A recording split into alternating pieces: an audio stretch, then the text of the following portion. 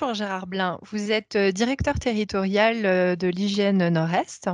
Pouvez-vous nous expliquer de quelle manière l'IGN a contribué au projet d'occupation des sols en région Grand Est, s'il vous plaît? Oui, bonjour. L'IGN a contribué à l'occupation du sol Grand Est en deux temps. Tout d'abord en participant à des échanges techniques pour la détermination des spécifications. Ensuite, une fois qu'elles ont été déterminées suite à l'enquête de besoin qui a été réalisée auprès des acteurs régionaux, l'IGN a signé un partenariat avec GeoGrand Est pour fournir toutes les données socles dont il disposait pour constituer cette occupation du sol. Ce partenariat était bien sûr totalement gratuit, hein, les mises à disposition ont été gratuites. On a fourni donc les ortho-images de 2018-2019 étaient déjà disponibles à GeoGrand Est, étant donné que nous avions fait un partenariat de coproduction IGN GeoGrand Est auparavant. Nous avons fourni, nous, de notre côté, toutes les anciennes ortho-images datant de 2010 et nous avons complété cela par la mise à disposition des données de la base de données topographique, la BE-Topo, pour pouvoir calculer l'ossature et aussi apporter des éléments pour constituer cette occupation du sol. Donc bien sûr sur les deux millésimes. Sur le millésime 2018 et 2019, nous avons fait une mise à jour plus rapide que ce que nous faisions d'habitude pour justement que l'ortho-image et la BD-topo soient totalement cohérentes. Nous avons complété la fourniture de données avec la mise à disposition de la base de données forestière, la base de données parcellaire, cadastrale, ainsi que le scan 25 pour pouvoir justement apporter des éléments complémentaires et pour aider la production de cette occupation du sol.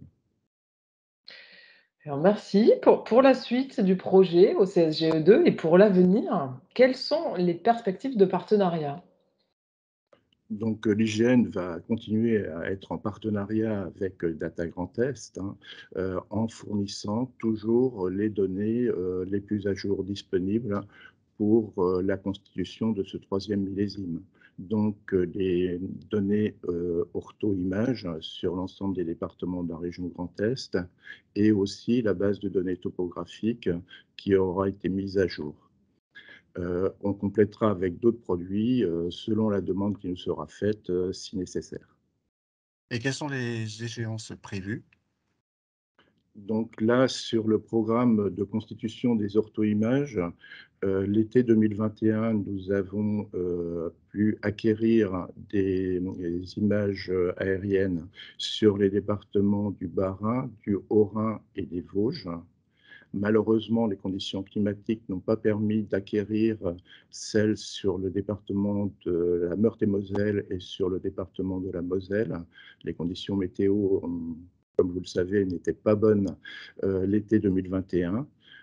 Donc ces deux productions sur la Moselle et la Meurthe-et-Moselle seront reportées au programme 2022, donc cet été. Et s'ajoutera aussi les 5 autres départements, la Meuse, la Marne, la Haute-Marne, les Ardennes et l'Aube, pour pouvoir avoir des données qui seront disponibles pour les 3 premiers départements que j'ai cités, Alsace et Vosges, à l'été, avant le 30 juin 2022, et pour les données qui seront acquises en été 2022, en juin 2023, au plus tard. La BLTopo, donc la base de données topographique, sera mise à jour au fil de l'eau pour pouvoir fournir aussi ces données. Eh bien, merci beaucoup Gérard, merci pour votre témoignage, mais aussi pour votre contribution active, passée et à venir dans le cadre de ce projet. Merci, à bientôt.